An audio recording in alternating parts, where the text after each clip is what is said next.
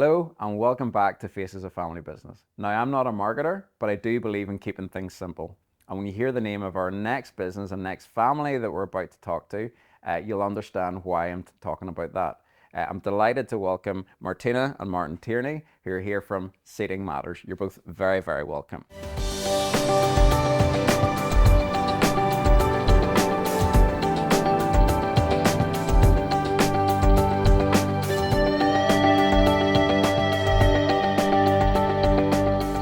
Martina, we'll start with you. Okay. Seating Matters, officially the manufacturing side, began in 2008, but actually the company and the idea came about from a need that you saw in the market. Tell me about that and tell me a bit about your story. Right. Well, I'm an occupational therapist and I have been for now over 40 years. Makes me feel very old. But I was working in the local trust, in Foyle Trust, for 15 years after qualification. And I just got to a point in my career that I wanted a bit of a challenge, I wanted to do something different. And I could see a need in the community where people were buying pieces of equipment like a wheelchair, a scooter, a chair to meet their needs. And they were buying them privately to bypass waiting lists, but they weren't getting a proper assessment. So I thought it would be a good idea to set up an assessment centre and provide the person with a proper assessment of need before they would purchase the piece of equipment. So that's how it started. And then in order to get the business up and running, I went into care homes. And what I saw in care homes were people sitting so poorly. I was there to promote what I was doing, but all I could see were people sitting in chairs, sliding, falling to the side, and I just knew that this didn't look great. So first thing I did was I upskilled myself. I did some more training in seating, looking at the benefits of proper seating and the detriment for someone to sit for long periods of time, the effect it was having on their breathing, the respiration, their digestion, the effect it was having on skin and pressure injuries. And then I just concentrated from then on chairs and seating. And that takes us today where the company is literally called Seating Matters and the genesis of that. Have you always been someone that sees a problem or a need and plugs that need?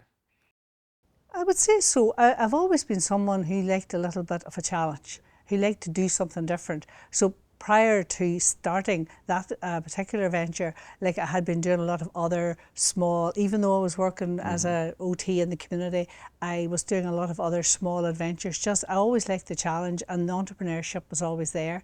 My husband, James, had never worked for anybody in his life. He left school, started his own business. So I didn't have a fear of being entrepreneurial or, steady money or, I didn't have that fear because my husband always says, just have a go and see how. Yeah, just have a go. Fantastic. And Martin, I'll bring you in here then at this stage as well. Seeing all this go on, what are some of your earliest memories of the genesis of Seating Matters and how that all came about? Talk to me about that. Yeah, it was definitely an entrepreneurial household. Our father always had his own business. Our mother worked alongside him and helped him, supported him any way she could. And in the year 2000, when Martina left the health service, that's when I got really passionate about what she was doing. And in 2008, we started manufacturing these chairs. So yeah, it's been very much a part of our upbringing. It's always felt natural to us, and it's an exciting journey to be on. Yeah. Martina, did you always have a bit in the mind that you wanted some of the rest of your next generation to become involved, or has that process always gone organically? Talk to me about that. No, I never planned. This was going to be my adventure, my thing, and I actually had the three guys lined up for university life and their own career. In my mind, they were going to do their own thing. But when I set up what I called, first of all, the Disability Centre, which was my first adventure, when I set that up, they would get off the bus from school. Instead of going home, they came to the Disability Centre and they came in and they said, had you anybody in today? Did you sell any chairs? Who was in? They were always asking questions. And instead of going home, doing their homework, they stayed on the bus and got off at my work, which was just sort of 7 miles up the road, So they developed the interest themselves. I did not encourage them at all. I mean, research shows that those kind of early exposures before you're even involved in the business, you're still part of the family business ecosystem. You know, that early exposure just gives the idea and the enthusiasm. And obviously in our wee corner of the world, there's so many family businesses that make up such a significant portion of our private sector economy. What do you think some of the best bits about being a family working together in enterprise are? If we start there, I'll pivot to you, Martin. Well, I think the ethos of a family business is so important. And the ethos of that for me is that it's long-term thinking for the benefit of society and the family and the community, the customers, everyone that works or is connected with the business. You know, if it's a business which is private equity backed, for example, they've got one motivation, and that one motivation is profit. And yes, profit is important. We need it to pay the bills, and we need it to pay the staff, and we need it to pay ourselves. But it's profit in conjunction with these other things.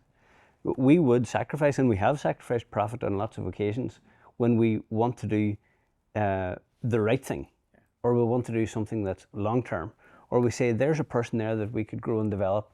Let's invest money on that person because it'll help them as a person, it'll help the business.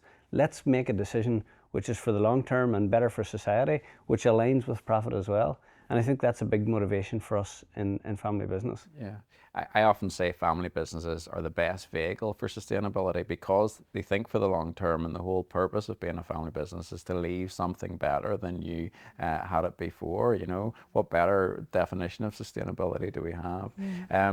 A great example of that is we have just acquired another business, and we're discussing with another family at the moment about buying their business as well. Yeah. And this, in both these scenarios, they have been approached by finance and private equity and different organizations who have a different ethos. Yeah. And their first reaction is no. That's not what we want our legacy to be. We want our people to be looked after. We want our customers to be treated in the way that they've been treated by our family for years. I see that as an important part of going forward. Yeah, that ethos part is really important. Now, Martina, I'll go back to something you said. You had in your mind you wanted the three boys to go off to university. Yeah. How hard was it for you to go, okay, you don't want to go there, you want to have a different path, that's okay. And as the business has grown as well, given that this is your baby, your genesis to start off with, how difficult is it to sort of let go of the reins a little bit to let these guys come in and have their place? Answer to your first question about them not going to university, that didn't really bother me. I wanted them to do what they were happy to do, what was long term for them, and I always give them the choice throughout their life. I always try to guide them, but ultimately it was their choice. And like Martin, for example, was head boy at the school. He was in the middle of his A-levels, and he came in one day and he said, I'm only doing my A-levels to prove that I can get 4 A's. And I says, well, who do you want to prove that to? Because I know you've got A's all your life. You don't have to prove it to me. And the next day he went in and left school. And because he really was only doing the exams and then he was going to leave school, and we really needed him at that time. And I thought, if you're going to leave anyway, and people think, as a mother, God, that was a very bad mistake, but it actually wasn't a bad mistake. It was giving them choice and responsibility. If they were going to leave, well, then it's their responsibility to make a go of it. So letting go of the reins isn't difficult for me either. My husband and I, he's passed away 10 years ago. But before that happened, he said that the business needs to belong to the boys, because his words were, we won't have to get them out of bed in the morning. And so way before that was, so letting go isn't a problem. The thing, I'm an occupational therapist, and I've just written a book called The Power of Occupational Therapy. And I interviewed 18 OTs from across the world, and I told my story, and I told the story of other 18 OTs. And the one thing that came out of that, and you could see it right throughout the book, was they all had care, compassion and empathy for their patients. And as long as Seaton Matters continues that, I'm happy to let go. Just on your book, congratulations. Is that more for the caring community to read, or can anyone pick it up and take lessons from it? It's a book that anybody could read, because it's just full of really heartwarming stories about how an occupational therapist has had an impact on someone's life, and how occupational therapy itself has impacted their own life. So for me, I've been able to use my OT skills to build a family business and to pass that down to my children. And a lot of OTs, it's not a profession a lot of people know about. So I just felt before I completely retire, I wanted to promote that profession because it has so much to give the community. That's your legacy then, I guess, as well. Martin, talk to me about working alongside your two brothers then in the business. Now, being one of three brothers as well, I know that it's not all plain sailing, it's not all a bed of roses, and you'll have differing of opinions. How do you navigate that dynamic, or is Martina always playing the role of peacemaker? How does that work? Well, the highest performing member of the family is not in our family business. She has got her own business. My sister Louise has set up a bridal shop, Victoria Avey and Castle Couture. So we're looking up to her to see how can we get ideas and perform better. But within the three brothers, yeah, it's really good. Again, it's the long-term thinking. We know each other intimately, and there's a deep level of trust, which is a brilliant foundation. You know, if you're going out and interviewing for a management team, those are things that you'd be looking for. Could I trust this person? Could I get along with this person? Does this person align with my values? Would they have the same long-term thinking as me? So we naturally grew up with a leadership team that have those values. And then after that, I think it's bringing in good governance. And recently we have changed our governance structure, which helps with that. And it's, it can be an uncomfortable thing for a family business to do, but we've brought in a board. There's a clear managing director, a clear operations director, a clear commercial director, a chairman of the board who is external, not part of the family. Yeah. And that good governance, good structure, combined with all the power and the benefits of being a family business, I think is what's setting up for the next level of success.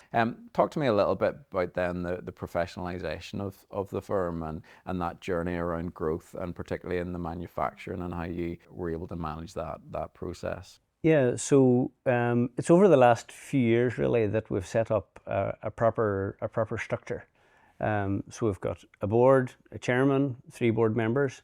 We've got managing director, commercial director, operations director, and then we've got a senior leadership team. So that's 3 of our team members who are head of finance, head of marketing, head of operations. And then we've got a group of team leaders and managers below that as well. So that's really been a big benefit to us. We're operating in different countries, and even within the factory, we've got a bunch of different products. So you have to let go of that control. We have to trust the people that are around us. And empower them to go ahead and make decisions as best they can. Yeah, and that's obviously setting yourself up to grow even more for the future, not just about governing for now necessarily. And I know Lean's played a huge part in that. Talk to me about that process, if you will, for a moment. So my brother Ryan read a book on Lean about 8 years ago, and he booked a ticket and went to Japan, and he came back, and that has been his #1 topic of conversation this last 8 years. He's got a podcast. He's even more of an evangelist than you are then. Absolutely, absolutely. So he's got a book called Lean Made Simple, a podcast called Lean Made Simple, and within Seating Matters, he's driving a lean operating system really. And it fits really well with our culture because it's a culture of empowering people to do what they can do themselves. Martina talked about handing power and control and responsibility to us at 17 years of age. Well, what we're doing is we're giving, empowering and giving responsibility to all of our team members to go ahead and take full control of their job, to change and improve their job.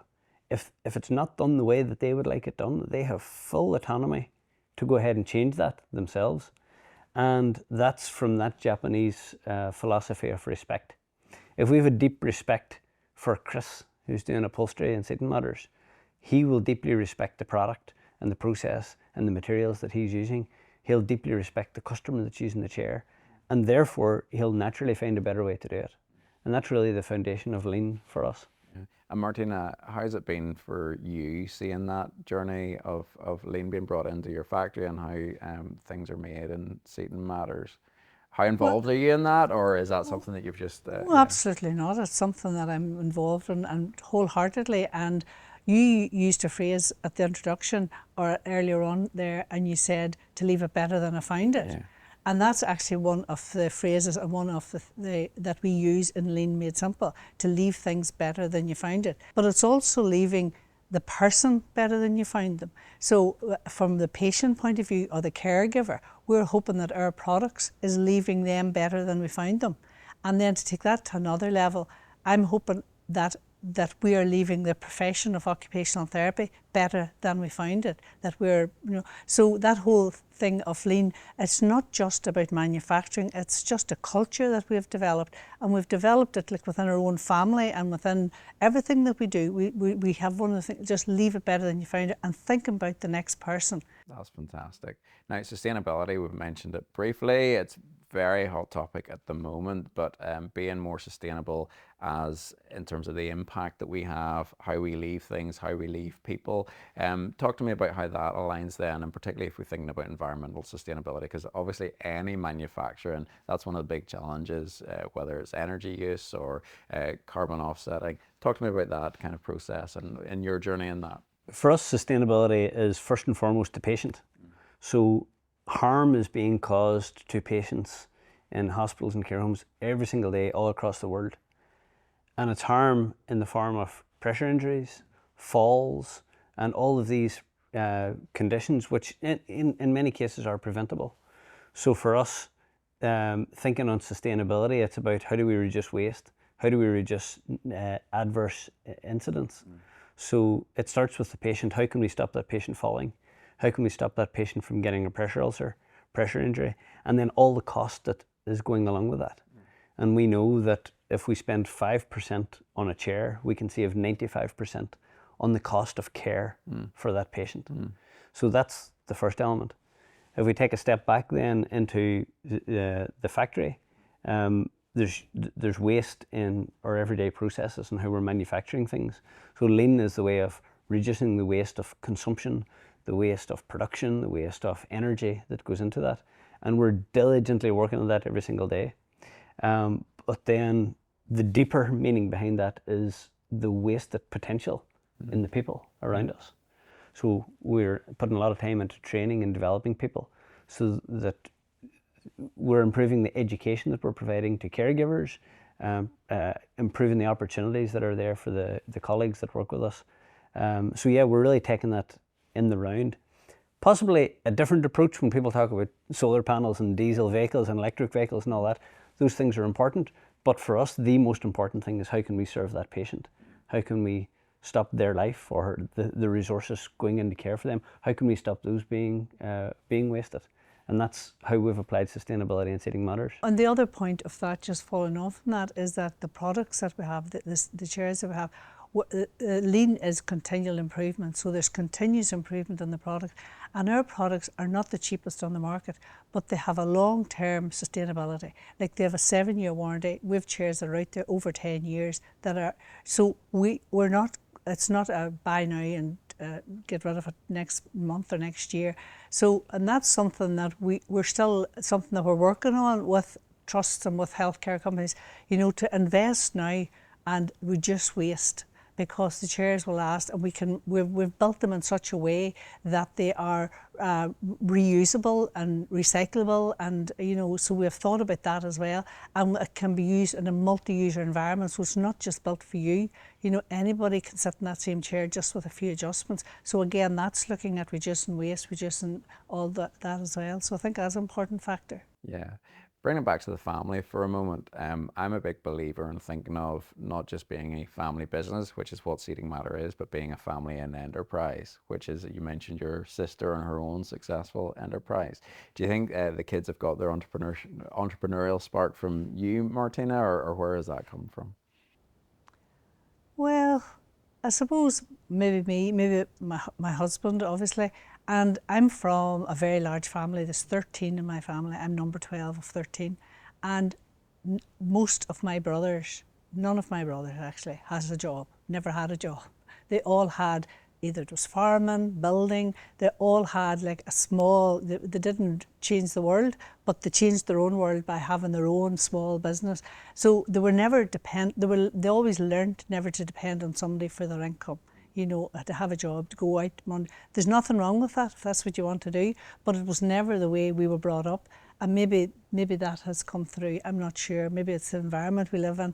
But there are a lot of people in our own area would have small enterprises, and maybe that's where it came from. I'm not sure. Possibly. And that idea of being part of a community ecosystem is, for me, a big important part of sustainability. Now, you mentioned your products are all across the world, but your manufacturing base is in Limavady and the surrounding area. How important is it for you? Because I'm pretty sure logistically, Limavady, it doesn't make sense for things to be manufactured and shipped from there. But how important is it for you, for now anyway, that that's where you're based and the impact you have in terms of employing people in the local area, et cetera, et cetera? Talk to me about that for a moment. Yeah, well, for now and for the long term, you know, our home is our home.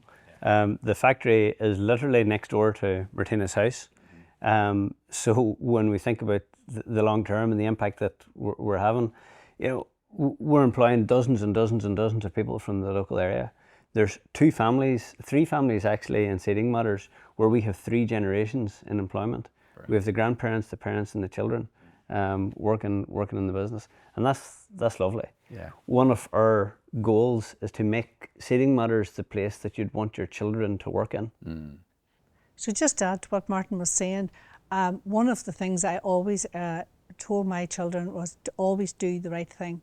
So there was one time that Jonathan was out doing a seeding assessment, and he was in Wales. It was in the early days when sales were really important to us. We needed to sell chairs because we were in that very early phase.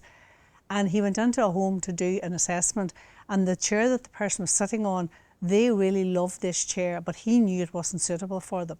And he had a similar chair in the van, but he knew it wasn't the right chair. But we had 2 options. So the chair that he knew was right was called the Atlanta chair, but it wasn't as pretty looking as the other one. And the family were insisting that they would get this chair that was looked at a little bit prettier. So he came out to me and he says, do I sell them the chair that looks pretty, or do I sell them the chair that I know she really needs? And I said, you must always do the right thing. Walk away from the assessment, because if you provide the nice chair that's pretty, well then that client could fall out of that chair, and you must always do the right thing. So even though that meant losing a sale, that was a lesson that he learned from that. Yeah, that's a great story. This series is obviously called The Faces of Family Business, and it's that idea of what does being a family business in your mind represent to other people. So just on that, if you were to paint a picture or take a photo from your archive to say, this is what being a family in business or a family in enterprise looks like for us, for the Tierneys, what would that be, or what would that look like? Martin, I'll maybe pivot to you. I've got a great example of that. We've got a colleague called Gary, and Gary is a fantastic artist. He has painted the most beautiful paintings that you've ever seen and displayed them in Northern Ireland museums. In Seeding Matters, Gary is in our graphics and marketing and design, and he's got an amazing talent. But Gary painted a painting of himself driving home on his scooter across the Carnamoff Road from Seeding Matters with the view of Lochfoyle and Benevena and Donegal in the background. And it's the first thing I could think of when you asked the question, because Seeding Matters has given Gary a forum to be creative. He's having fun on his scooter, scooting home from work, and he's got this beautiful view of Northern Ireland in the background. And I think every chair that we export, every chair that we sell around the world is going across that same world, bringing a little bit of our part of the world to Australia, to America, Canada, wherever the product is going to, and really telling the story of what Northern Ireland is capable of and what our people are capable of. So Gary's painting is the picture I'm thinking of. I love that. Martina, for you, any ideas? Well, when I think of our family business, obviously I think about my 3 sons, and Louise, because she's not involved in the business, she was early on, and I just see them sitting around our kitchen table eating scrambled egg every morning. Used to be, now they've got a little bit fussier, they don't just have it. But that was at the very early stages, like after the meeting, everybody came into the kitchen, and that's where things were discussed. So I think most of the business and most of the decisions in the early days were taken around that The kitchen table. and that's such a common view, isn't it? It's Yeah. particularly in early days of business, Yeah. discussing what needs discussed around food Yeah. at the kitchen table. Fantastic. Mm-hmm. I'm going to pivot it now, if you will. Obviously, we have an executive and we have a functioning government again, which is wonderful. Recently released program for government. But given that family businesses, and most often privately held family businesses, as you mentioned earlier, are the backbone of our economy, what could government or what could policymakers do to make life just that little bit easier for families in business, do you think? Have you any ideas around that? I spend probably 0.5% of my time thinking about the news or politics or government. But if I had a big button that I could press, I would say buy from local companies. Yeah. The government have a huge budget that they can use on buying things. Buy from a local company, no matter what it is. And yes, it could be possible to spend 5 or 10% more on it, but even if it's the same price, buy from a local company, because they're manufacturing locally, they're employing local people, they're going back and paying local mortgages and keeping the local fish and chip shop going. Buy local. Aside from that, I really think it's up to us to make our business a success. If we're waiting on a government policy to change, or, is this new government going to spend more on health or less on health? We don't know. But what can we control ourselves? We can control our own actions, what product we develop, and I think 99.5% of it is up to us. Absolutely. No, that's a great message. Martina? Well, maybe I will say something, because I think in one of the interviews in the book, I interviewed a guy called Pádraig O'Brien. He's a very well-known OT in Northern Ireland. He's been responsible for a lot of policy change in Northern Ireland, a lot of research. And one of his quotes is that the government is obsessed with a narrowly defined budget. I think that's what he said, like a short-term budget, short-term thinking. And people, a lot of the trusts and a lot of they look at what I have to spend today, instead of thinking, right, so they buy cheap. I just think they need to have, I would like to see them with more long-term thinking. Think a bit more like a family business. More long-term thinking, and also look and listen to the clinicians with their research and with the evidence that they have about the product. Not just seating, but look at evidence and listen to clinicians and think more long-term, instead of being obsessed with these sort of narrowly defined budgets, as he talked about. Really thinking long-term, I think, would be good. What advice would you have, reflecting on your own journey and how you've gotten to where you're at, to any other family businesses listening to this today, whether it's someone who's young and hungry and wants to be part of the business, or someone thinking about the succession journey, or someone thinking on the growth journey? Either of you, if you had one piece of advice about how to succeed in being a family in business, what would that be? For me, I think they need to find their passion within the business. You need to really find what suits you, and that's what worked for us, because each one of them, I didn't say, right, you are in manufacturing, you're in finance, you're in clinical. I allowed them, and they naturally gravitated and found their own passion, and I think that's really important, because that's the only way it's going to be long term, if they're really passionate about what they do. No, that's great. So fit the job or fit the role to their passion and their love, almost, as well. Rather than enforcing a position on them. And that's the same when it comes to the next generation. I'm a great believer in letting them do whatever is right for them. So don't expect them to work in the family business, encourage them. I mean, the little boys are out cleaning chairs and they're doing little bits and pieces. Let them see the business, but never force it on them. No. Martin? I think have the difficult conversations as soon as possible. We have an external board member who's chairman, and he really poked those questions for us, really provoked difficult conversations, because he's 15, 20 years older than us. He's been in bigger, more successful businesses that we're in. And he saw that there's things we needed to change and could have been done better and structured better. And he really encouraged us to have the difficult conversation. So I would say that, have difficult conversations early and get good trusted advice to do it. Fantastic. And I'll just bring the last question round to where we sort of started. What do you want the legacy of Seaton Matters to be? just where I started, and it's about the patient and the caregiver. I want them always to have those three things: care, compassion and empathy. And not just for the patient and the caregiver, but for the people who work there too, that they're treated with respect. And if we can maintain that ethos, that's the legacy I want to leave. Fantastic. Martina, Martin, thank you so much for your time, and more importantly, thank you for sharing your story. And thank you for joining us on this episode of Faces of Family Business. Tune in next time.